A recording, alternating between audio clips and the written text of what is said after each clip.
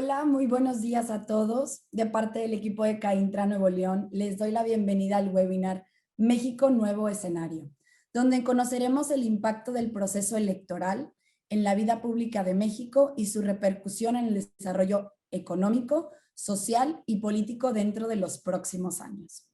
Me presento, mi nombre es Pilar Sánchez, coordinadora en Relaciones Institucionales de la Cámara, y el día de hoy tengo el gusto de presentar este webinar.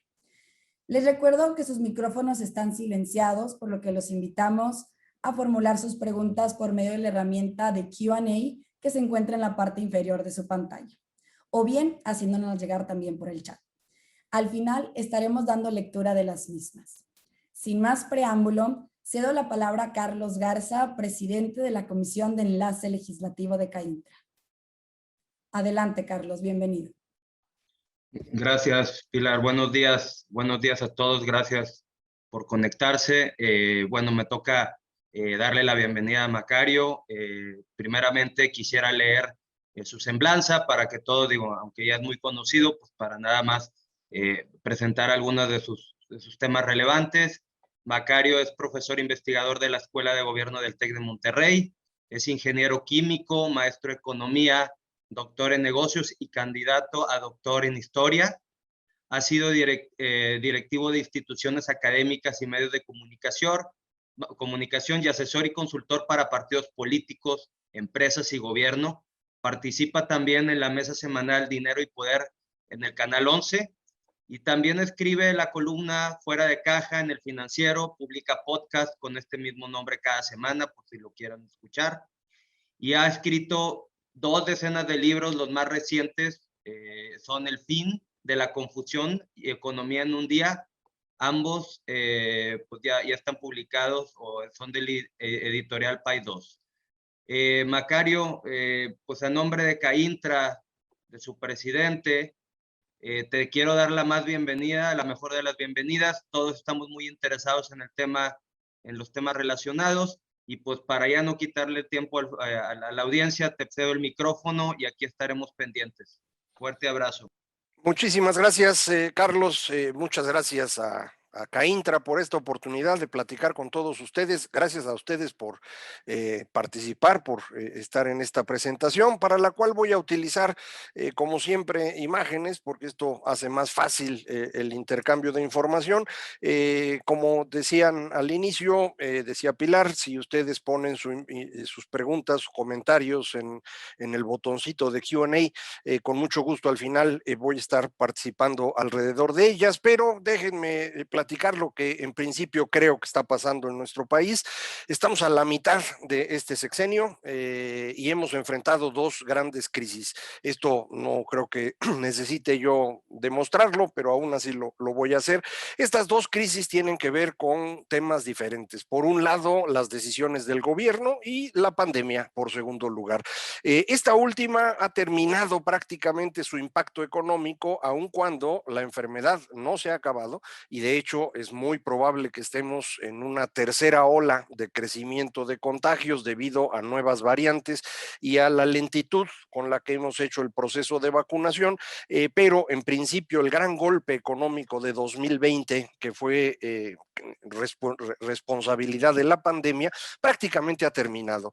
El problema es que la otra crisis, la que tiene que ver con el gobierno, se ha profundizado y esto pues nos complica mucho el futuro. Para que lo puedan ver ustedes con más claridad, esto es cómo ha crecido la economía mexicana desde 1980, este es el Producto Interno Bruto y este es el crecimiento promedio anual desde 1980, 2.4% de crecimiento al año, y como pueden observar, al final nos empezamos a separar de una manera importante y esto probablemente sea resultado de estas 2 crisis. Para que sea más fácil verlo, pongo aquí las crisis. Estas son las que nosotros hicimos solitos: 1982, 1995, Fobaproa, y ahora la decisión del gobierno de cancelar la construcción del aeropuerto, que es lo que inicia la desaceleración y luego contracción económica en nuestro país. Y estas crisis vienen de fuera. fuera. La de 1986, la caída de precios del petróleo, la crisis .com a inicios del siglo XXI, la gran recesión de 2009 y ahora la pandemia. En esta ocasión, las dos crisis nos tocan pegaditas y el golpe pues ha sido bastante más serio. Si lo vemos de cerca, sin embargo, podemos encontrar algo muy interesante. Este es el comportamiento de la economía y lo que está punteado es el escenario optimista, que en un momento les digo exactamente qué significa. Esta era la tendencia de largo plazo, el 2.4% anual, pero se me ocurrió hacer el cálculo de qué hubiera pasado sin pandemia, haciendo un seguimiento a cómo iba la economía antes de que llegara el bicho y qué hubiese pasado. Y el comportamiento no es muy diferente del que tenemos hoy. Es decir, la pandemia efectivamente fue un golpe, lo fue en todo el mundo, pero lo acaba de decir hace un par de días la OCDE y el Fondo Monetario Internacional. Este año se resuelve el golpe de 2020 en materia económica a nivel global. En México no. ¿Por qué no? Porque nosotros ya no íbamos sobre la tendencia previa, sino sobre la rayita amarilla que ven ahí. Nos habíamos movido a una tasa de crecimiento menor, producto de las decisiones del gobierno. ¿De dónde salen estas líneas punteadas? Tres escenarios que planteo. El que ven aquí de color naranja es el que veían en las gráficas anteriores, es el escenario optimista, 6% de crecimiento este año, 3% el próximo, y de ahí en adelante regresar a esta tendencia del 2.4% que teníamos antes. Ya prácticamente todos los analistas económicos en México se están moviendo a este escenario. Existe la posibilidad de que este año crezcamos al 6, pero el próximo ya no logremos llegar al 3, esa es la rayita amarilla, y no quiero excluir la posibilidad de que nos movamos sobre la raya roja, que es este año no llegar a 6, sino quedarnos en 5, y después de eso crecer 2% el próximo año y luego estar sobre una tendencia del 1% cada año. ¿Por qué 1%? Porque el golpe que hemos sufrido de parte de las decisiones del gobierno a lo que ha dañado es a la inversión. Y cuando la inversión se cae, el crecimiento futuro también se reduce. Si lo vemos en términos de consumo, pues la caída es casi exclusivamente lo que pasó durante la pandemia. Esta es la compra de bienes en México de parte de los consumidores y como pueden ver ya prácticamente estamos al nivel previo a la pandemia en la venta de bienes. En el comercio de servicios la caída fue mucho más seria y estamos muy lejos de regresar. Los últimos datos que tenemos, que salieron hace un par de días, para el mes de abril, nos indican que los servicios se recuperaron un poquito más rápido, pero la venta de bienes cayó un poquito. Todavía no tenemos el dato equiparable a lo que están viendo, por eso no lo incluyo, pero en esa dirección parece que nos estamos moviendo. En la inversión, sin embargo, la caída es más considerable. Esto es lo que ocurre con maquinaria y equipo, y esto es lo que pasa con la construcción. En ambos casos estamos muy por debajo del nivel que teníamos antes. Antes me refiero a antes de que cancelaran la construcción del aeropuerto. La caída en compra de maquinaria y equipo es del 12% y la caída en construcción es del 15%. Ahora, si entro a maquinaria y equipo, resulta que ocurre algo muy interesante. La compra de maquinaria y equipo nacional cae 15%. La compra de bienes importados cae menos, cae 10%. Y esto es lo relevante porque la contracción de nuestra demanda interna pues es del orden del 15% en términos de la inversión y en términos del consumo en el orden del 5%. De manera que la demanda interna en México está deprimida. El consumo por la pandemia, la inversión por las decisiones de gobierno, y ahí tenemos...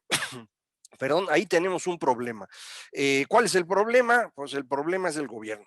Y es un problema porque lo que hemos estado viendo son decisiones que ahuyentan la inversión. La cancelación del aeropuerto, de la cervecería de Mexicali, el pleito con Braskem, decretos, leyes y ahora hasta incluso una propuesta de reforma constitucional para concentrar el mercado eléctrico, que no tiene futuro, el padrón de biométricos para los celulares, la extensión de mandato en la Suprema Corte de Justicia, todas estas decisiones lo que hacen es reducir la inversión. Unas directamente, como el caso del aeropuerto o la cervecería, y otras de una forma indirecta pero más amplia, porque si yo no sé cómo va a funcionar la Suprema Corte, ¿cómo puedo saber si mi inversión está garantizada? Frente a ello, la gente empieza a invertir menos. Una noticia del día de hoy en el periódico Reforma es 80% de los proyectos de inversión detenidos porque no hay suficiente electricidad, producto de este tipo de decisiones. Esto se nota muy claramente cuando uno ve la inversión en un periodo más largo, lo pongo aquí durante todo el siglo XX, y observen lo que ocurre. El promedio en el que estábamos en inversión es un índice que vale 100 puntos para el 2013, estaba en 108,5 en 2018, con la pandemia se nos fue a 100 puntos, pero hoy estamos todavía por debajo de ello. Para comparar con lo que pasaba con sexenios previos, el tiempo en el que gobernaron Vicente Fox y Felipe Calderón, la tendencia es muy clara. Cuando gobierna Peña Nieto, que arranca con un problema en materia inmobiliaria, pues crece un poco menos, pero con este gobierno no estamos hablando de crecimiento, estamos hablando de contracción. La recuperación que hemos tenido de la pandemia nos regresa a la tendencia que ya traíamos, una tendencia muy negativa en materia de inversión que, insisto, frena las posibilidades futuras. Este año sí crecemos, por fuerza. Los economistas dicen hasta un gato muerto rebota cuando lo avienta uno del tercer piso. Pues es el caso de nosotros. Si no hubiéramos hecho nada, si la economía se mantuviera al nivel con el que cerramos el año pasado, el crecimiento sería 3.7%, simplemente por la comparación con el gran boquete de abril, mayo, junio del año pasado. De manera que si ustedes oyen que estamos creciendo 5, réstenle 3.7 para saber cuál es el crecimiento real, 1.3. Si llegamos a este 6%, que es el escenario optimista, no estamos llegando siquiera al promedio de crecimiento que traíamos desde 1980. Entonces no se me vayan a emocionar con el 6% y piensen que el futuro es maravilloso. Si queremos crecer más y queremos crecer más tiempo, necesitamos hacer las cosas de una manera distinta, necesitamos corregir lo que estamos haciendo mal hoy. Y lo que estamos haciendo mal y lo que hicimos mal durante toda la primera mitad del sexenio fue concentrar el poder en una sola persona. Esto es una muy mala idea, sin importar el país, la persona ni el momento. En toda la historia humana, cuando se concentran las decisiones, todas las decisiones, en una persona o un grupo muy pequeñito, las cosas no funcionan. Y no funcionan porque quien tiene el poder se va a preocupar por no perderlo y se va a olvidar de todo lo demás. Nada del crecimiento de la economía o la inversión o el bienestar, no, el chiste es no perder el poder y a eso dedican todas sus decisiones.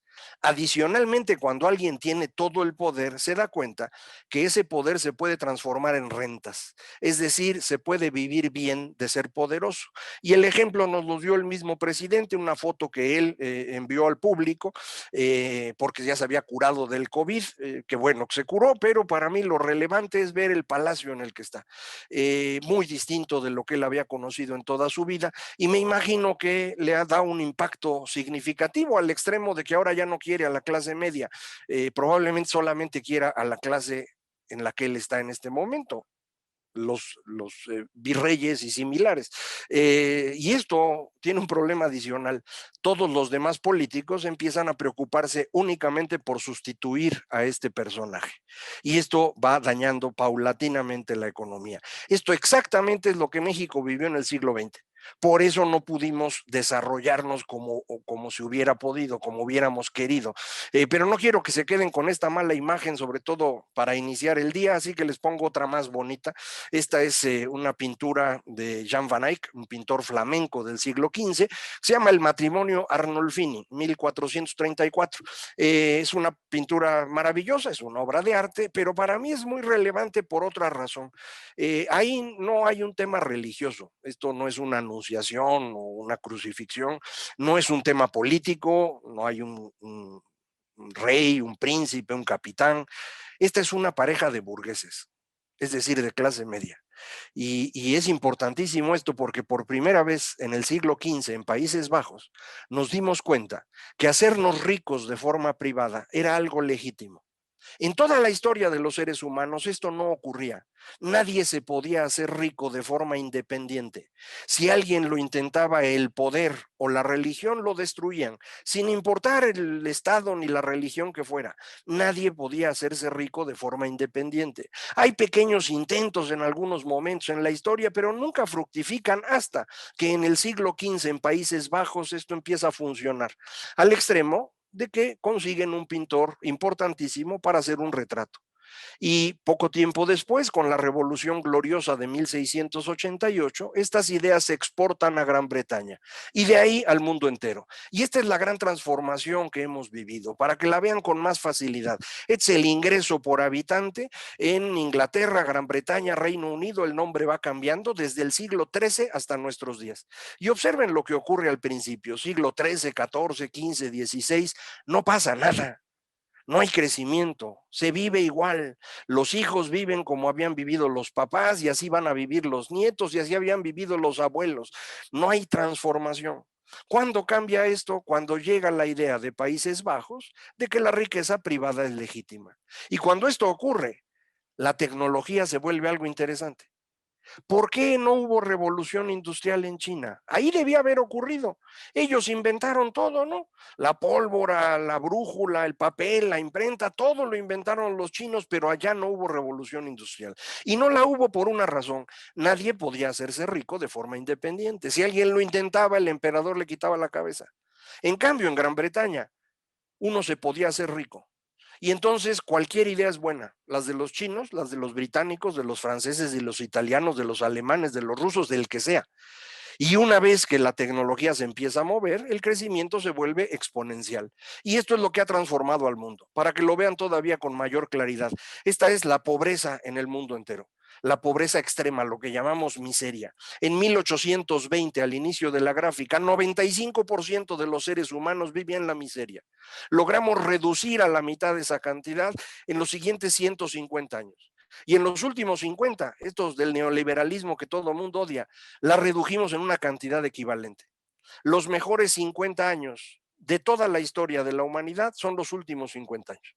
Nunca habíamos vivido mejor en términos materiales, nunca había habido tanto crecimiento económico, tanta reducción de pobreza, tanta expansión de la democracia y de los derechos humanos como en estos últimos 50 años.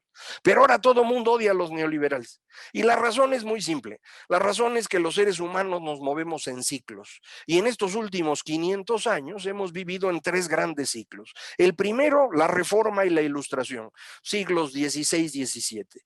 Luego, el romanticismo y el positivismo del siglo XVIII al XIX, y en el siglo XX del totalitarismo al neoliberalismo. En cada uno de estos ciclos, la primera parte, la primera etapa, es una etapa de angustia, de miedo, en donde la gente quiere protegerse, y para protegerse inventan comunidades ficticias alrededor de la religión en el siglo XVI, alrededor de la naturaleza en el siglo XVIII, alrededor del Estado y las clases sociales en el siglo XX. Y no solo se agrupan de esta manera, sino que buscan líderes que yo llamo macho alfa, líderes autoritarios, irresponsables, peligrosísimos, pero que la gente quiere porque tiene miedo. Y es el origen de Lutero, Calvino, Zwingli, Ignacio, Julio II en la primera época, o Marat, Robespierre, Napoleón en la segunda, o Hitler, Stalin, Mussolini, Mao en la tercera, o el día de hoy Trump, Bolsonaro, Andrés Manuel, Bukele y el que usted guste. Este es un fenómeno que ocurre debido a estos ciclos, en los cuales en la primera parte tenemos mucho miedo, nos agrupamos, buscamos estos líderes y el resultado siempre es el mismo: pobreza, autoritarismo y violencia. Ya después de un rato, cuando empezamos a pensar, entramos en la segunda parte, que es maravillosa. La ilustración, el positivismo, el neoliberalismo, es cuando la economía crece, cuando hay más comercio, cuando hay más democracia, cuando vivimos mejor, pero eventualmente el miedo regresa. En estas últimas 3 ocasiones, en estos 3 ciclos, en estos últimos 500 años, esto parece estar asociado a cambios en la tecnología comunicacional. Fue la llegada de la imprenta lo que provocó la reforma, el romanticismo se sostiene en los periódicos y estos grandes sistemas totalitarios se crean alrededor de los medios masivos, el cine y la radio.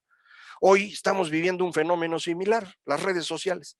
Y esto es lo que nos llena de miedo, porque dejamos de entender el mundo, nos angustiamos, tratamos de agruparnos hoy alrededor de lo que llaman identidades, el color de la piel, el género, la preferencia sexual, incluso la religión, porque aunque no sea de nacimiento, es algo que se aprende en primera infancia.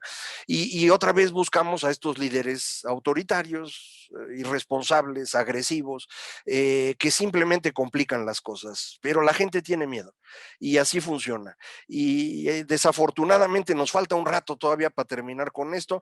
La buena noticia es que Trump no logró reelegirse, pero Biden no crean que tiene todo bajo control. En Estados Unidos la tensión es muy significativa, ustedes deben haberlo atestiguado recientemente. Hay mucha presión social porque la gente sigue teniendo mucho miedo. Y esto, insisto, nos lleva a estas decisiones tan extrañas, entre las cuales hay que incluir el triunfo de Andrés Manuel. ¿Por qué gana Andrés Manuel en 2018? Bueno, pues porque él ha ganado el sur de México desde 2006 y porque logró extender eso al resto del país en 2018. Y yo creo que esto tiene su origen en tres razones. La primera, el resto del mundo. Lo que está pasando en el mundo hace que estemos buscando a este tipo de líderes autoritarios y el autoritario que había en la boleta electoral de 2018, pues era él. Segunda razón, las reformas estructurales. Las reformas estuvieron bien. Estaban tan bien que lo que generaron de inmediato fue enemigos. Cuando uno hace bien una reforma, lo que logra es que un grupo que tenía privilegios los pierda y ese grupo se enoja. Y los demás que van ahora a estar mejor, pues no se dan cuenta tan rápido de ello. Y lo que logras de inmediato son enemigos. Por ejemplo, la reforma educativa le costaba a los maestros y estos se agruparon, fueron a hablar con Andrés Manuel, le ofrecieron su apoyo a cambio de que revirtiera la reforma. Ya lo hizo. Y lo mismo pasa con los petroleros y los electricistas. Y lo mismo ocurre con empresarios de telecomunicaciones y uno que otro del sector financiero.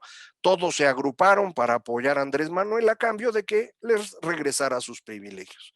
Tercera razón, la negociación con el PRI. Este acuerdo del que mucho se ha hablado, de la impunidad a Peña Nieto a cambio de que lo ayudara a ganar y probablemente la ayuda de gobernadores del PRI. Pero esto tiene un poquito más de detalle que vale la pena platicar. Antes de que lleguemos ahí, necesitamos entender qué es lo que está haciendo Andrés Manuel. ¿Cuál es su transformación? Pues su transformación es regresar al pasado. Él quiere un México como el de 1970. ¿Se entiende? Él, como saben, nació en Tabasco, ahí vivió su infancia, su primera juventud, y conoció la civilización cuando llegó a estudiar a la Ciudad de México, a inicios de los 70. Y lo que vio lo dejó maravillado, nunca había visto eso. Y eso es lo que quiere reproducir, un país controlado por un presidente todopoderoso, locuaz como era Luis Echeverría, y que controlaba el 50% del PIB, buena parte de ello a través del petróleo. Pues eso quiere hacer López Obrador. El problema, ustedes lo saben, esta idea de Echeverría y de López Portillo fue un fracaso, y si fue un fracaso hace 50 años, hoy lo va a hacer con mucha mayor razón, pero eso él no lo puede entender, y no lo puede entender porque no es una persona inteligente, a diferencia de lo que creen colegas míos. Él es muy bueno para el tema del poder, pero fuera de eso no entiende nada, se le complica muchísimo, y no tiene visión de largo plazo. Y al no tener visión de largo plazo no puede crear escenarios sobre los cuales tomar decisiones, va decidiendo día a día y esa es la razón por la cual la mañanera es tan importante. Cada día tiene que tapar los agujeros que abrió el día anterior y mañana van a necesitar tapar el que abrió hoy y así va uno tras otro. Y entonces esto lo que provoca es que lo que se destruye no sea sustituido por nada nuevo. Y el resultado final es una economía que está sufriendo, una sociedad entera que no encuentra hacia dónde moverse. ¿Por qué la gente del sur votó por Andrés Manuel? Por una razón muy simple. A ellos no les ha ido bien. Es el crecimiento económico por entidad federativa los últimos 25 años. Los que están de color verde oscuro han crecido menos que el promedio nacional. Los de color verde clarito en el promedio. Y los amarillos por arriba del promedio. Los puse con estos colores para que sea muy fácil comparar con la medición que hizo Mitofsky de la popularidad presidencial a inicios de este año. Vean ustedes lo mismo. ¿Por qué la gente del sur quiere a Andrés Manuel? Pues porque a ellos les ha ido mal.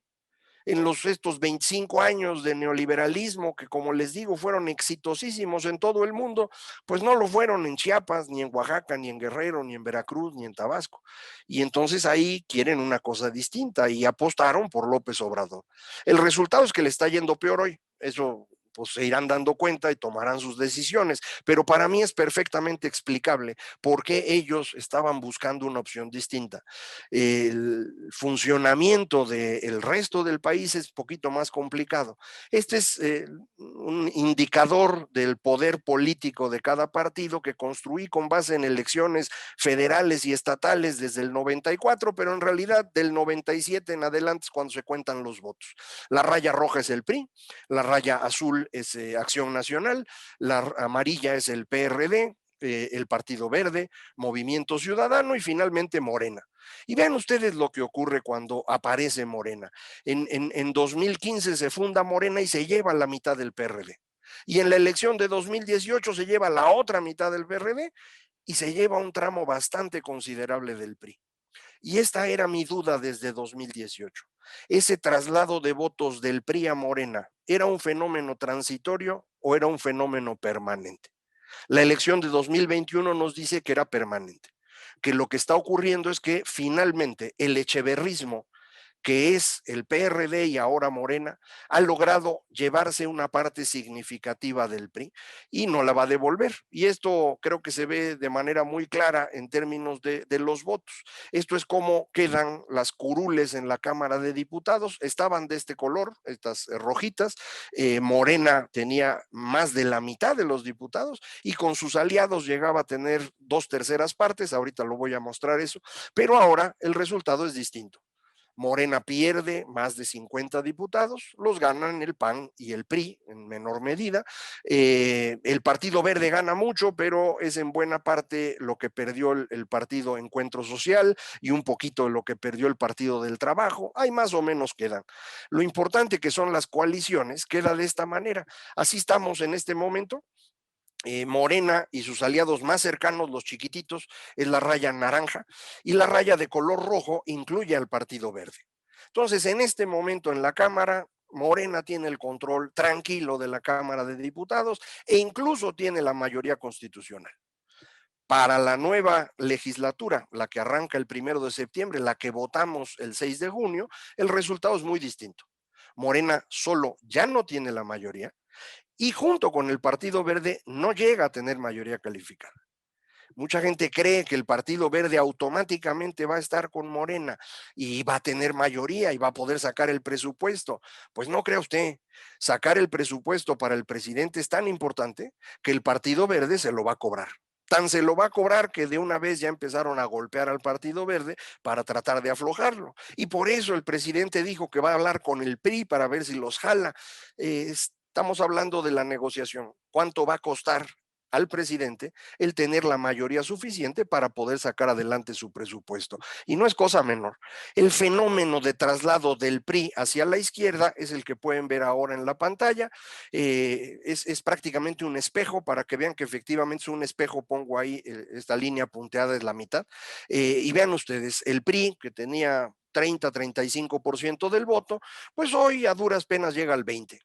Y el priismo echeverrista, es decir, el PRD, Morena, PT, etcétera, ha logrado juntar toda esa cantidad de votos y anda en el 35-38% del voto en este momento. ¿Esto qué significa? Pues esto significa que el PRI desaparece del territorio nacional, y esto se ve muy claro en los gobernadores. Así estábamos antes de la elección del 2018, así estábamos antes de la elección del 6 de junio, y así estaremos ahora. Como pueden observar, las partes rojas se van volviendo moradas. Lo demás más o menos se mantiene, pero las partes rojas se vuelven moradas. Es un traslado del PRI a Morena. Y de lo que estamos hablando es del regreso del PRI viejo, del PRI del echeverrismo al que me he referido en tantas ocasiones.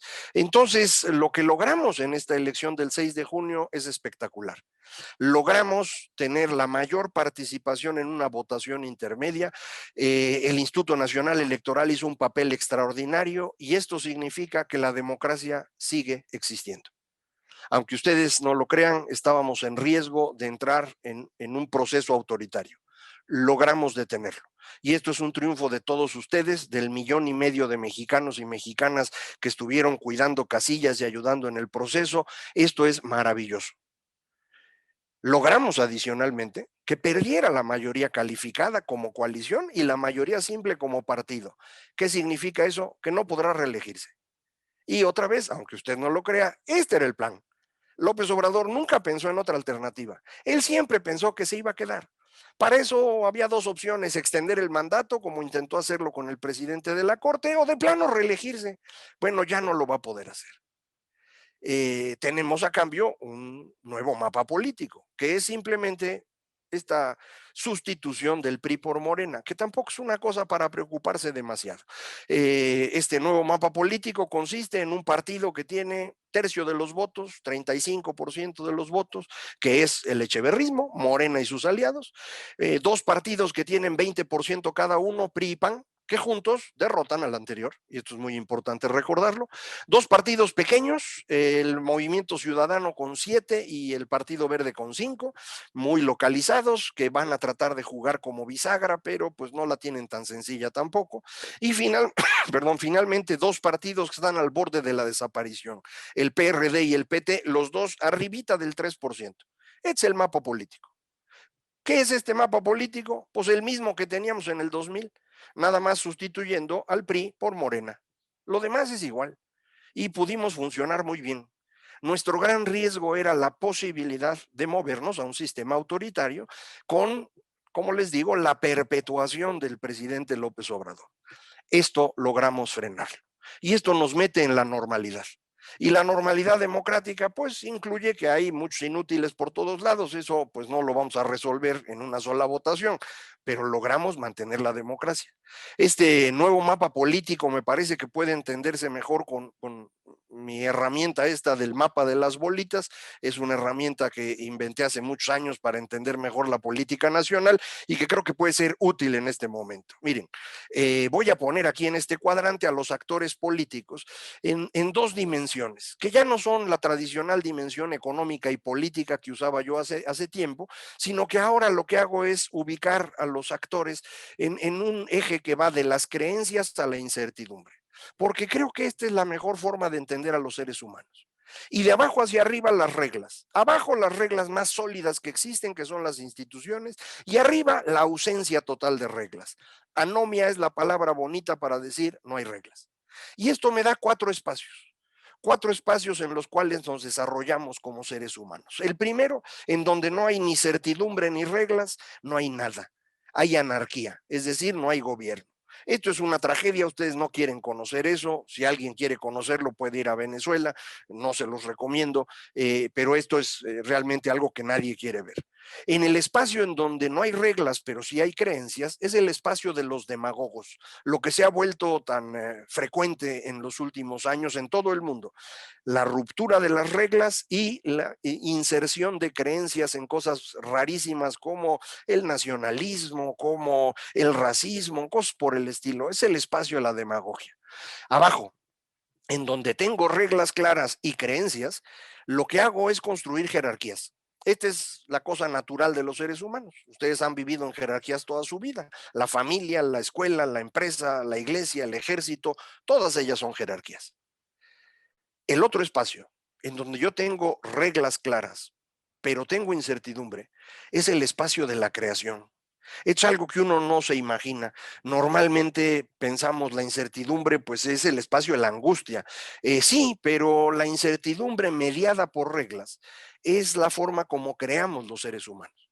La ciencia, por ejemplo. En la ciencia nunca hay respuestas que se mantengan eternamente, todas son inciertas, pero como llego a ellas a través de ciertas reglas, me ayudan a entender mejor el mundo. La democracia. En la democracia yo no sé quién va a ganar, pero las reglas funcionan para que yo pueda sustituir sin violencia, sin conflicto, a quien debe tomar las decisiones. De manera que este espacio es el espacio de la creación. Nuestro problema es que efectivamente la incertidumbre nos llena de angustia. Y cuando uno se angustia, ¿qué busca? Consuelo. Y el consuelo está en el espacio de las creencias. Y entonces ahí vamos de regreso. Entonces por eso nos cuesta tanto trabajo estar ahí. ¿Cómo está nuestro mapa político en este espacio que he presentado? Bueno, pues ahí está Andrés Manuel, una bola grandototota, porque pues en 2018 ganó todo y dejó pues prácticamente a la oposición ahí muy chiquita, al PRI casi ni existía, el PRD tampoco, esto es lo que había.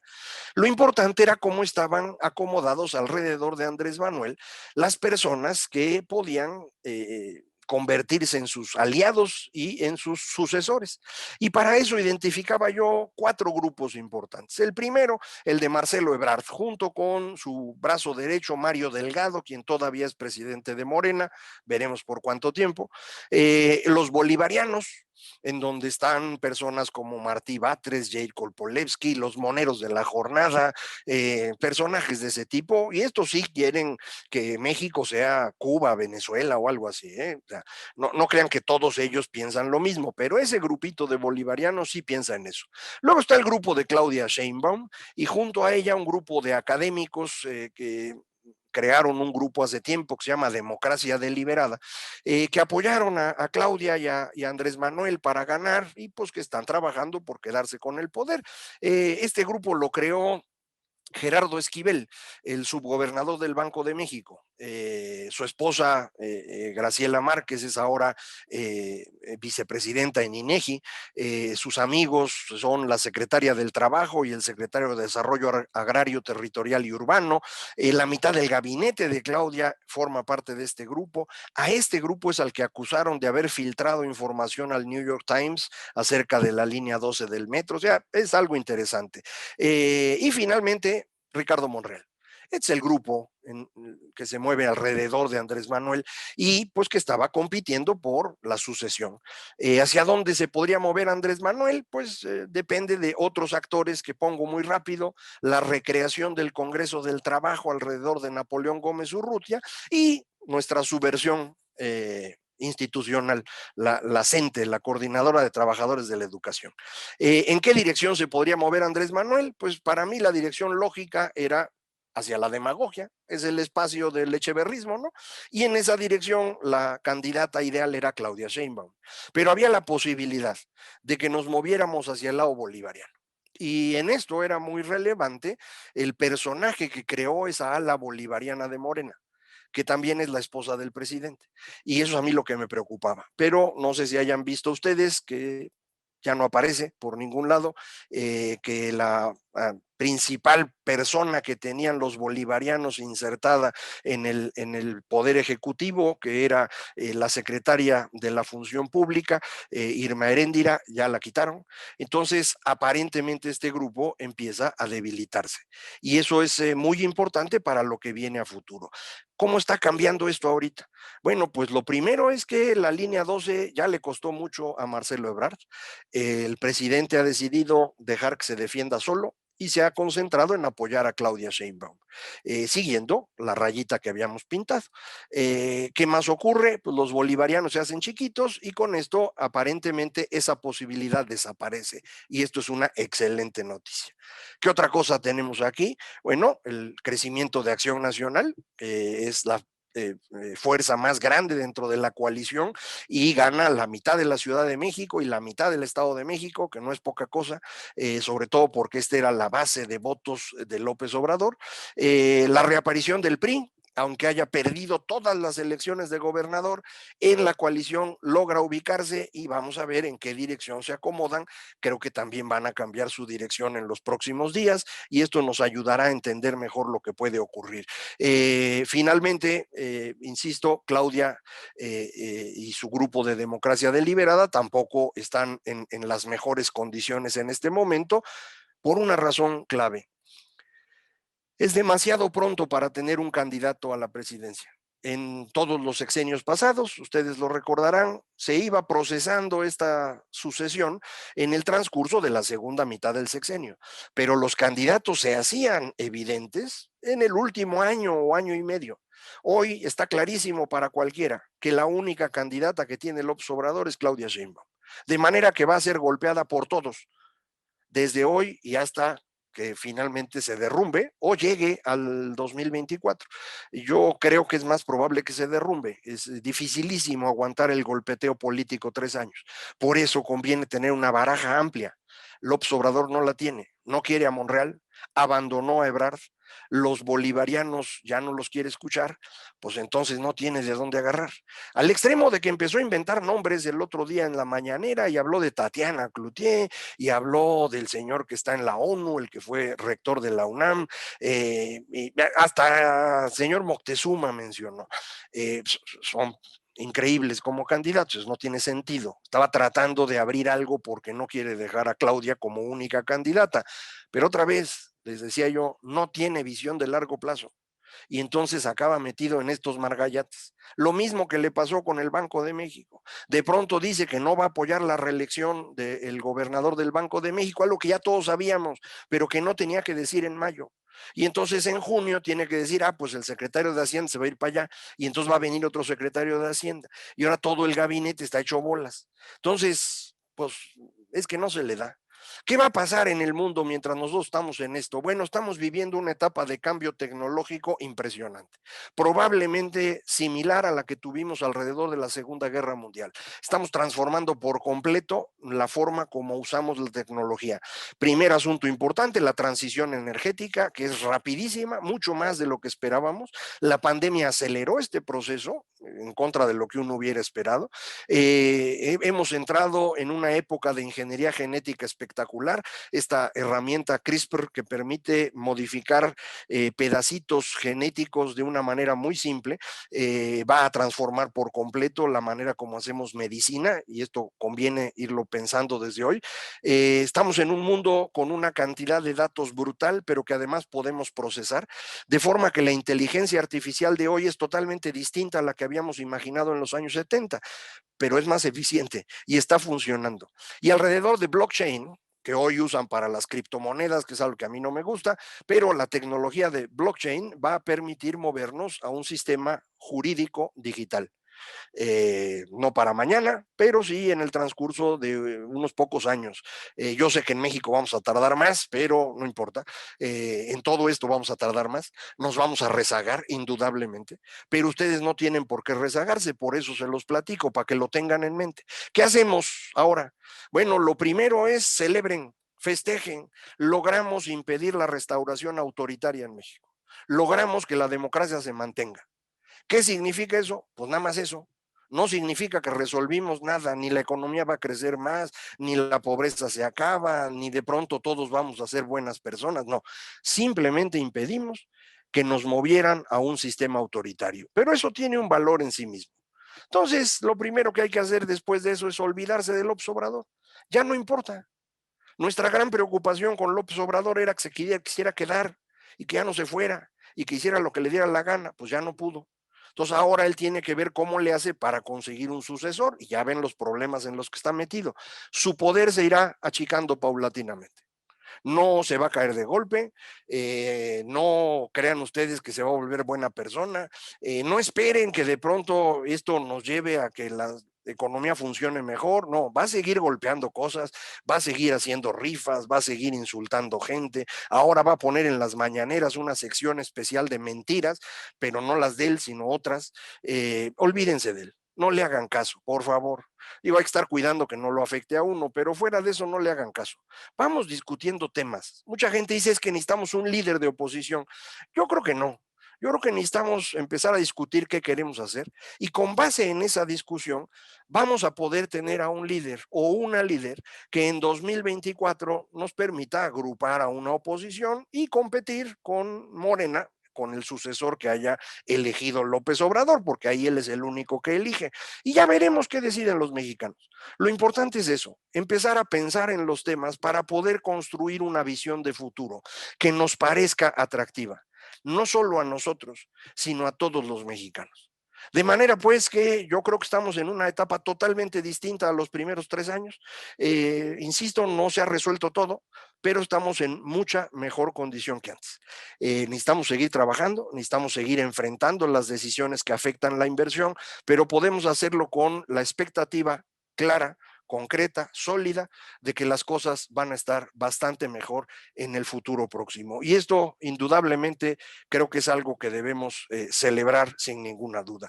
Muchísimas gracias por escucharme. Ahí están mis direcciones por si quieren ustedes seguir algunas cosas de las que yo hago, pero en este momento paro mi presentación y me dedico a responder las preguntas que ustedes amablemente me han puesto aquí. Me arranco con Raúl Garza, que me dice cómo se explica la nota reciente de que México subió en el ranking de recepción de inversión extranjera. En realidad no subimos en el ranking, sino que se cayeron más otros y nos quedamos ahí solitos arriba.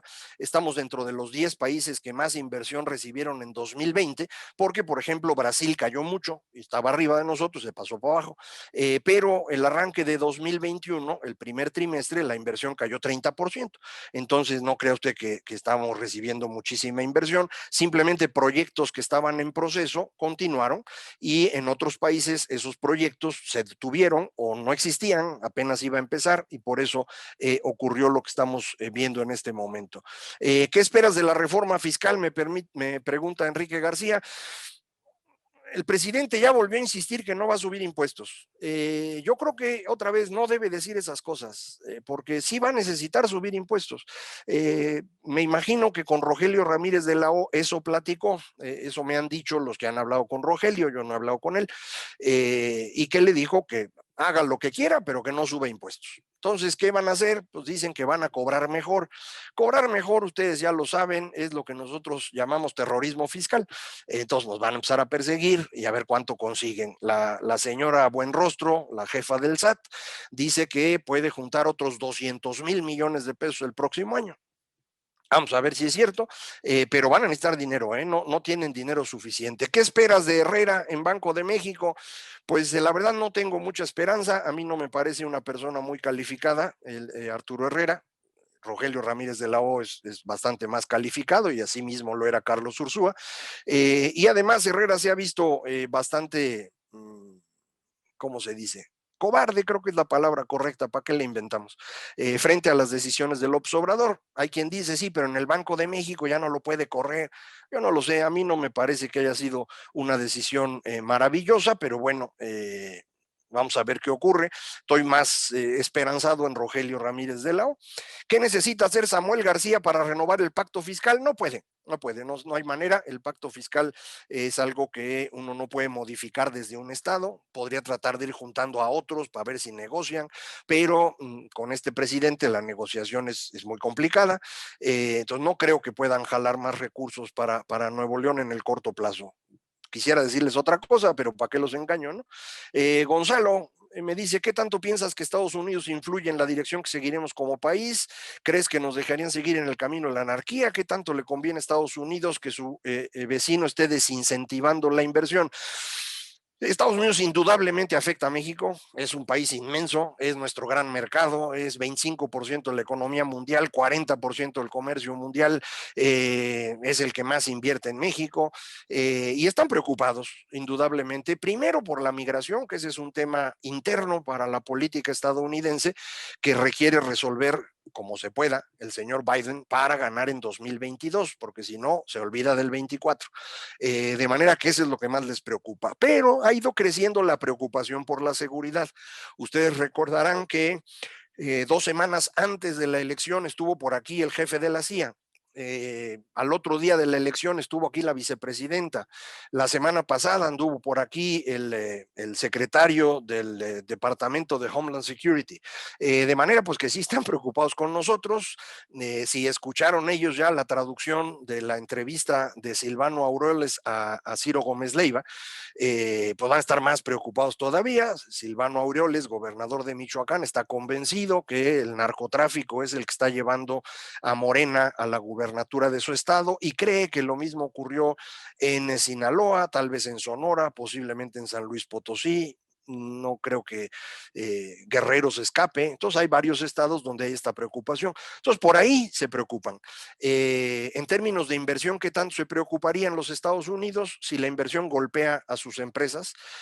Las decisiones de inversión afectan a sus empresas, van a actuar en el marco del TEMEC, con eso les alcanza, pero van a empezar también a meter presión. Entonces sí nos van a presionar mucho, no están contentos, pero tampoco crean ustedes que así de pronto el señor de la Casa Blanca levanta el teléfono y el presidente renuncia, eso no pasa, ¿no?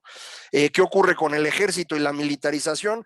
López Obrador nunca ha querido mucho al ejército, los ha puesto a hacer todo tipo de trabajos porque no le hace caso a nadie en su gabinete. Ya ven cómo es él concentró todo el poder, hizo inútiles a los secretarios y luego se puso a decidir cosas y nadie las hace. Entonces encontró que los únicos que le hacen caso son los del ejército. Entonces, órale, váyanse a hacer el aeropuerto, váyanse a cuidar las aduanas, vayan a hacer las sucursales del Banco del Bienestar, no le vayan a disparar a los narcos porque son buenas gentes. Y el resultado es que esto se nos está haciendo un margallate. Adentro del ejército no están contentos, los jefes sí, porque me imagino que están juntando para su vejez, pero los demás no, ¿eh? Y entonces creo que va a haber un problema. Ya comenté sobre influencia del crimen organizado. ¿Por qué los partidos como PAN y PRI no presentan propuestas de contenido? Porque no tiene ningún caso, mira usted. Todos los que estamos aquí cómodos y podemos platicar, decimos, deberían proponer. Pues sí, mano, pero aquí el asunto es muy simple. Estás jugando en política y en política el tema es de sentimientos. Y no vas a mover los sentimientos de las personas con propuestas de largo plazo. Lo que necesitas hacer en una elección, en particular la intermedia, es jugar al referéndum y decir, los que estén en contra del presidente voten por mí. Eso hicieron y les fue muy bien. Para la elección del 24 sí necesitan propuestas. Propuestas que tengan una visión de futuro que interese a todos, que es justo lo que decía yo al final de mi plática. En eso tenemos que trabajar. Un buen conjunto de ideas atractivas sentimentalmente van a permitir que gane la oposición. ¿Con qué candidato? Con el que sea, si las ideas son buenas y representan una visión de futuro. ¿Qué consideras que será el rol de Estados Unidos? Bueno, ya lo platiqué. Tendrá un rol protagónico. No pueden hacer tanto como uno se imagina que de pronto digan, haz esto o haz el otro, pero sí van a ir presionando, y me parece que ya lo están haciendo, y esto pues a ver cómo lo administra López Obrador. Recuerden que muchos líderes populistas latinoamericanos aprovechan la presión estadounidense para defenderse. Es lo que hizo Fidel Castro, culpó al bloqueo estadounidense de la tragedia cubana y se quedó 60 años. Entonces, no es tan simple, ¿no? Relación Biden-AMLO, mala. Biden es un político profesional, institucional, Andrés Manuel es un líder populista, por eso se llevaba bien con Trump. Preparan las impugnaciones, prosperarán las impugnaciones, no lo sé, le comentaba yo lo que decía el gobernador de Michoacán, tal vez estas impugnaciones prosperen y puedan cambiar un poquito las cosas, vamos a ver. Yo pienso que Michoacán y Baja California Sur se ganaron por muy poquito, las ganó Morena por muy poquito, pueden ser disputables y vamos a ver si las pruebas son suficientes, también es un problema, ¿no? ¿Cómo visualizas el crecimiento de Movimiento Ciudadano? A mí me parece que Movimiento Ciudadano jugó una estrategia errónea. Ellos piensan distinto, obviamente. Yo creo que no deberían haber quedado fuera de la coalición, debían haber jugado con la coalición y hoy tendríamos una mayoría clara de oposición. Y ellos tendrían más diputados, pero son muy necios. Querían ellos jugar aparte porque ellos están jugando una política de Estados Unidos, de identidades. Los candidatos de ellos pues son jóvenes que ofrecen temas de libertad social que a la inmensa mayoría de los mexicanos no le interesa. Entonces, pues eso apostaron y no les fue bien, ¿eh? Ganan 7% de los votos, que es más que antes, pero tienen los mismos diputados que antes. Ganaron Nuevo León, pero eso se lo deben a la señora esposa de Samuel, que es la que ganó la elección. Ni Samuel ni Movimiento Ciudadano lo ganaron, lo ganó la señora, que es buenísima para la comunicación política. Entonces, pues yo no estoy muy contento con ellos, pero pues cada quien lo suyo, ¿no? Ya se vio algo organizado en la oposición, se mantiene la alianza, esto es importantísimo para la Cámara, y vamos a ver qué más hacen, ¿no? No he contestado nada del chat, perdónenme, porque tengo más preguntas en Q&A, me voy a apurar aquí y ahorita voy al chat. Serenidad. Opiniones encontradas sobre el uso que se le ha dado al FEIP. Bueno, se lo acabaron. Se han quemado todos los recursos que había, todo lo que se había ahorrado desde el Fondo de Estabilización de Ingresos Presupuestarios, había otro Fondo de Estabilización de Ingresos de las entidades federativas, había un montón de fideicomisos, incluyendo el Seguro Popular, todo se lo han quemado porque no les alcanza el dinero. Por eso mi insistencia en que deberían haber incluido la posibilidad de aumentar impuestos, pero no quieren. Entonces, para el próximo año ya no tienen nada, ¿eh? De hecho, para este ya no tienen, pero para el próximo menos. Entonces, por eso está bien complicado. Ya platiqué de las visitas de los funcionarios, mismo desenlace que el PRD Morena. Morena depende de una sola persona, López Obrador. No hay quien lo pueda sustituir. Entonces, el día que muera López Obrador, porque todos los seres humanos se mueren en algún momento, pues ese día se va a venir abajo esa cosa.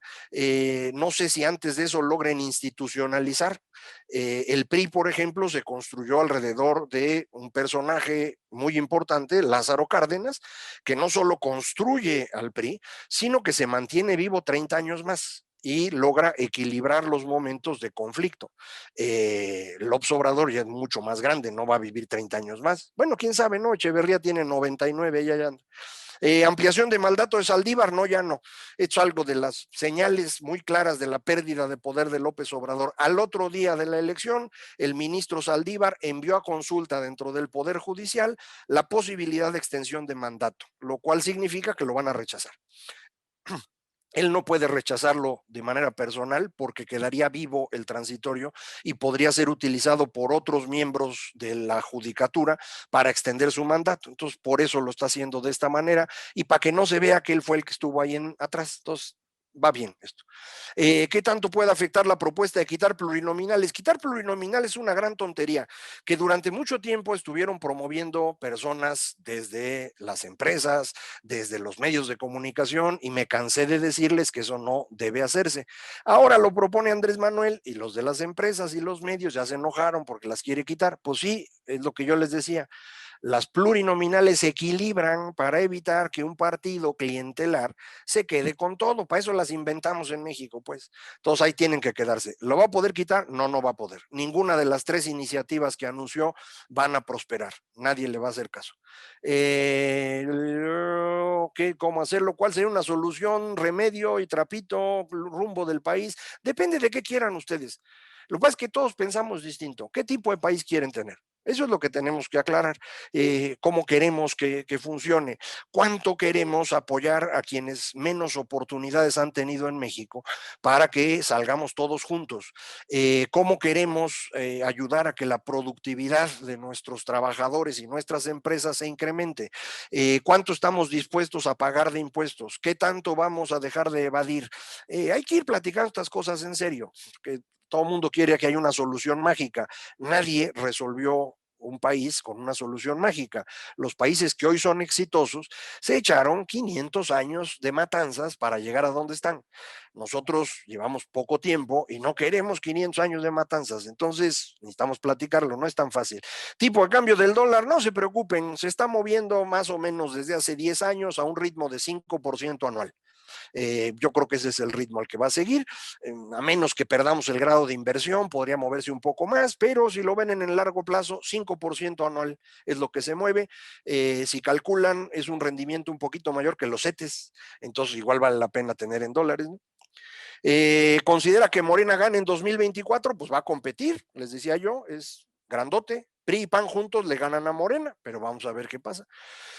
Visión de futuro de la oposición, reforma del sistema educativo. Sí, yo creo que es muy importante volver a tocar el asunto del sector educativo, pero hay que buscar cómo hacerlo para conseguir aliados dentro de los maestros. Si nada más lo quiere uno inventar desde aquí y mandárselo así, el sindicato los va a hacer pedazos, como hizo pedazos la reforma educativa. No es tan sencillo.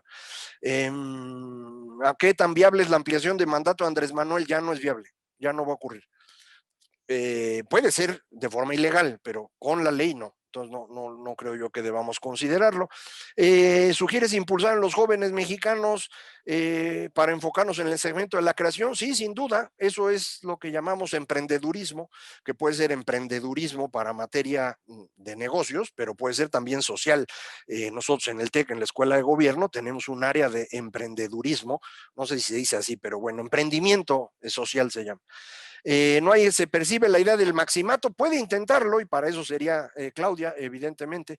Posibilidad de golpe de Estado, siempre hay posibilidad, pero es poco a poco, chiquititito, muy improbable.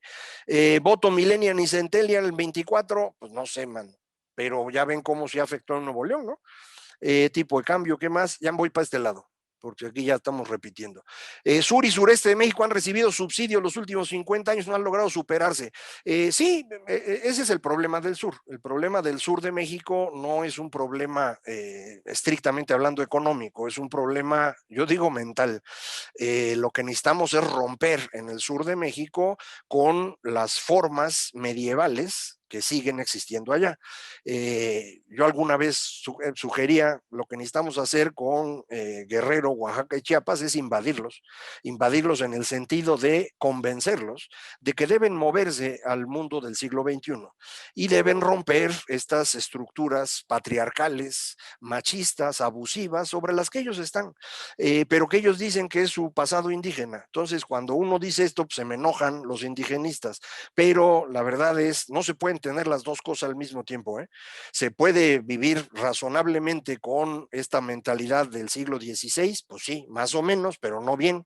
Quieren vivir muy bien en términos materiales, hay que romper la mentalidad del siglo XVI, pero cuesta mucho trabajo hacerlo. Entonces, pues no está tan sencillo. ¿Qué señales se dio en el extranjero respecto a resultados de la jornada electoral? Le fue mal a Andrés Manuel a nivel internacional en la interpretación de lo que está pasando. Las elecciones se volvieron una nota importante en muchos medios, antes criticando los intentos de López Obrador de mantenerse en el poder, de ser autoritario, y después se difundió mucho la idea de que había perdido la elección en términos de que perdió la mayoría calificada. Entonces ha sido bastante importante. ¿Qué espera de la repercusión en el ámbito político? Bueno, ya lo platiqué, ¿no? Muchos analistas comentaron que la votación del 6 de junio fue porque el ciudadano quiere un gobierno de negociación. Creo que lo que los ciudadanos quieren es pluralidad y que se negocie, efectivamente. No un viejito que dice lo que hay que hacer y que todos le hagan caso. Eso creo que la ciudadanía dijo que no lo quiere. Pero no fue una decisión así abrumadora, ¿eh? Se ganó, pero por poco. Entonces hay que seguir trabajando en esto. ¿Qué pasará con la relación de otros países con México? Tenemos un problema en relaciones exteriores. Este subsecretario Max, no me acuerdo su apellido, él es un bolivariano y él es el que ha estado llevando a México a decisiones verdaderamente increíbles, como no criticar las acciones del gobierno de Nicaragua, que está encarcelando a los opositores, y fuimos uno de los pocos países del mundo que no quiso censurar esa actuación. Y ese es Max, el que está ahí de subsecretario, que no me recuerdo el nombre, pero lo pueden encontrar, y es un personaje muy nefasto. ¿Qué va a pasar en la relación de los políticos con el narco? Yo creo que necesitamos empezar a investigar en serio esto, porque hay sospechas de cercanía con el narco muy marcadas. Por ejemplo, cuando el señor Félix Salgado Macedonio fue alcalde de Acapulco, es cuando Acapulco quedó en manos del narco. Entonces queda la preocupación. Lo mismo ocurrió con el señor el Pollo Gallardo, que ganó en San Luis Potosí. Tenemos muchas dudas de la actuación del señor Durazo en los primeros 3 años como secretario de Seguridad, y ahora es gobernador de Sonora, que es un tránsito importante para llegar a Estados Unidos. Entonces sí, hay que ponerse a estudiar eso, pero con más seriedad. Y es algo que como que a López no le preocupa porque son amigos de él, ¿no? Va a saludar a la viejita, deja suelto al sobrino, abrazos, no balazos. Eso no me gusta a mí nada, pero no sé qué hacer.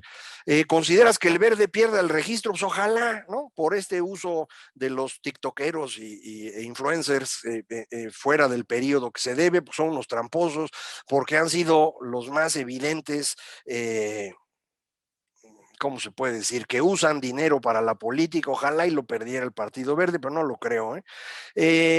Acciones oportunas para los organismos de la sociedad civil. Creo que sería muy bueno que los organismos de la sociedad civil se vayan fortaleciendo a sí mismos. Los está atacando el presidente continuamente. ¿Se acuerdan? Al principio quitó recursos que fluían del gobierno, ahora quiere que no lleguen recursos del exterior. Necesitamos que platiquen y se organicen y hagan un frente común. Eso cuesta cuesta trabajo porque hay personalidades muy fuertes en algunos de estos organismos que al final de cuentas pues, acaban siendo como política, ¿no? No política partidista, pero todo lo que hacemos los seres humanos en bola, pues es política. Pero pues ojalá pudieran trabajar en eso. Acuérdense, esto no lo van a resolver los políticos, lo resolvemos todos. Si no podemos tener una red fuerte de organismos sociales, pues no vamos a tener una ciudadanía sólida que se enfrente a los loquitos que luego llegan al poder. Nos está llevando al rezago tecnológico, Andrés Manuel, ¿podremos recuperarnos? Pues sí está difícil, ¿eh? Yo sí creo que necesitan ustedes en sus empresas hacer un esfuerzo considerable. Si pueden, los que puedan, váyanse moviendo fuera de Comisión Federal para que no tengan problemas de apagones cada rato y váyanse moviendo lo más que puedan para no quedar en el rezago ustedes. El país sí se va a rezagar, sin duda. Yo estoy muy preocupado de que vayamos a tener este impuesto al carbón que se ha anunciado ya desde Estados Unidos, pero también desde la Unión Europea, que significaría que quienes producen manufacturas con un uso de energía que depende del carbón van a tener que pagar un impuesto adicional. Para nuestras armadoras de autos, para toda nuestra manufactura, esto es un riesgo inmenso, porque López quiere a fuerza que se use el combustóleo. Y esto nos va a llevar a perder competitividad a través de este impuesto al carbón, y es algo que va a ocurrir en pocos meses, ¿eh? Entonces hay que ver qué hacemos. ¿A qué atribuyes que varios estados del norte votaron por Morena si le estaba yendo bien? Pues por tarugos, yo creo, ¿no? No se me ocurre otra explicación. Dirán que el PRI y el PAN son malísimos y que por eso hay que votar por Morena. Pues vengan a la Ciudad de México, vean lo que ha pasado durante los 24 años que lleva gobernando ese partido o esa orientación política y piensen bien cómo votan, ¿no? Porque la verdad no veo por qué lo harían. Finanzas de Pemex, Pemex está absolutamente quebrado, como todos ustedes saben, el valor neto de Pemex, el patrimonio, el capital de Pemex, es negativo en 2.5 billones, es decir, cerrar a Pemex hoy nos costaría 2.5 billones de pesos, que es 40% del presupuesto del gobierno en un año. No tiene remedio Pemex, ¿no? Papel de los, perdón, ¿podría Santiago Nieto entrar en prospectos presidenciales? No lo sé, no tiene así que diga usted un gran carisma. Él es útil ahorita porque anda persiguiendo gente, ¿no? Pero de ser perseguidor a ser presidente no está tan sencillo a través de los votos. Si fuera simple decisión de López, tal vez, pero va a tener que ir a los votos y ahí no le iría muy fácil, ¿no? Papel de los medios nacionales e internacionales. Creo que los medios nacionales deberían ser más duros, pero entiendo que muchos de ellos dependen de publicidad gubernamental. Algunos dueños traen negocios de otro tipo y los puede apretar López y lo ha estado haciendo. Entonces, pues se les complica, pero ojalá y fueran más fuertes. Beneficia a la 4T el cambio de Irma Heréndira. Irma Heréndira sale porque traicionó al presidente y quiso poner como candidato en Guerrero a su hermano, Amílcar, en lugar de Félix Salgado Macedonio. López se enojó y por eso la corre. Debilita a toda el área bolivariana. Para nosotros eso es una buena noticia. Para la 4T, pues no lo sé. Yo creo que el conflicto al interior va a ser cada vez mayor. Porque, ojo, el que va a decidir el candidato es López, pero todos los demás quieren que decida a favor de su propio candidato. Entonces los golpes van a ser muy duros entre todos. En esta recomendación de dejar a un lado a Andrés Manuel y focalizarse en tendencias de futuro, ¿ve un escenario donde el régimen vigente nos permita desarrollarnos? No. Es decir, este tipo de gobierno que tiene López no permite desarrollarnos por lo que hemos comentado, va en contra de la inversión. Si cambiara y fuera a favor de la inversión, sería distinto. Por ejemplo, alguien como Ebrard no hubiera golpeado la inversión de esta forma. Tiene otros defectos el señor Ebrard, pero no nos hubiera costado en ese sentido. La señora Sheinbaum no sé qué piensa porque no la he visto pensar sola desde hace 10 años, 15 años, desde el 2005. Entonces no sé cómo sería. Ya me preguntaron lo de Arturo Herrera. Ganar 11 de 15 gubernaturas no lo refrenda como un ganador que tendrá mucho capital político en 2024 para volver a arrasar. Sí lo pone en una condición de ventaja y podría competir sin duda. Falta que esos gobernadores le hagan caso a López, ¿eh? No está claro que así vaya a ser. Muchos de ellos han logrado lo que querían, su historia de vida los llevaba hacia allá. Laida Sansores quería ser gobernadora, Arturo Durazo quería ser gobernador, mientras López esté gobernando van a ser subordinados de él, pero rumbo a la sucesión las cosas pueden cambiar, porque pues qué ganancia tendrían con el siguiente. Eso es lo que hay que medir. Entonces, por eso López ya no puede decidir así solito a quién pone, porque se le pueden desbalagar todos. Ese es precisamente el problema. Entonces, no la tiene sencilla, ¿no? ¿Cree que un candidato presidencial de alianza opositora podría ganarle al candidato del régimen? Sí, les decía yo, tienen 40% del voto hoy y los otros tienen 38%. Entonces, de ganar, pueden ganar. Lo que necesitan es construir un conjunto de ideas sencillas, atractivas, sentimentalmente atractivas, que den visión de futuro. Si lo logran, hay que poner un candidato que sea equiparable a esas ideas. No cualquier candidato sirve para cualquier conjunto de ideas. Por eso les digo que el candidato o candidata venga después, porque si me ponen ahorita un candidato me limitan las opciones de ideas. Y las ideas necesitamos definirlas en términos de lo que la gente quiere escuchar. No nada más los que ustedes conocen, sino los 90 o 95 millones que van a votar. Esos son los que tenemos que saber qué quieren. Decirles que eso vamos a querer hacer, construir una visión de futuro atractiva y poner la persona que mejor represente esa visión de futuro. Y se gana, pero tranquilo. Nada más que pues, hay que ponerse a trabajar, porque si nomás estamos aquí en la chorcha y perdiendo el tiempo, pues ya no. ¿Crees que lo que está haciendo Ricardo Anaya pueda prosperar? Puede ser, es una posibilidad, vamos a ver, mucha gente no lo quiere, otra gente sí, pero otra vez, si representa a las ideas de una manera adecuada, puede funcionar. Ya me voy. Ya la volvieron a grabar. ¿Cuántos de nuestros impuestos se van a programas sociales con misión de apoyo a Morena? Son como 280,000 millones de pesos al año. Nosotros estamos pagando en este momento poco más de 3 billones de pesos, 10% se va a los programas sociales.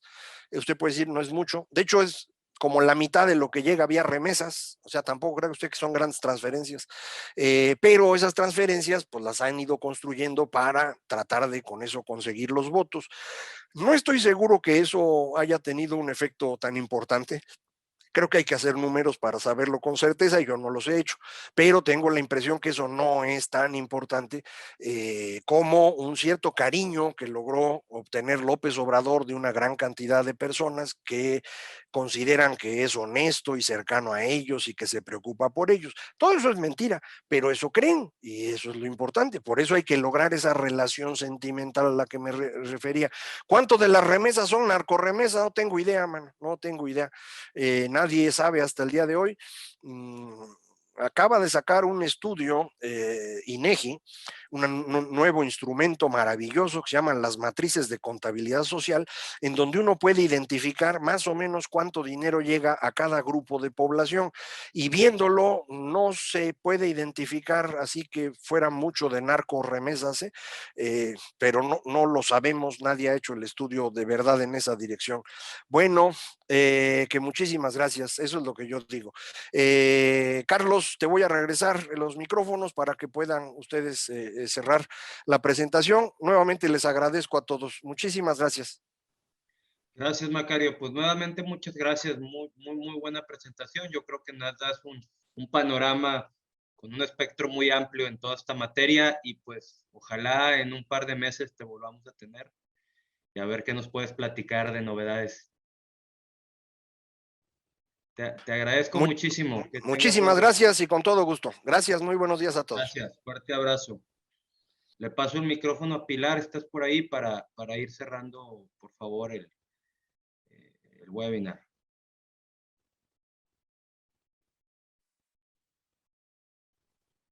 Gracias, Carlos. Pues agradecemos a todos su participación y los esperamos en nuestros próximos webinars. Que tengan muy buen día. Gracias. Gracias a todos. Bye.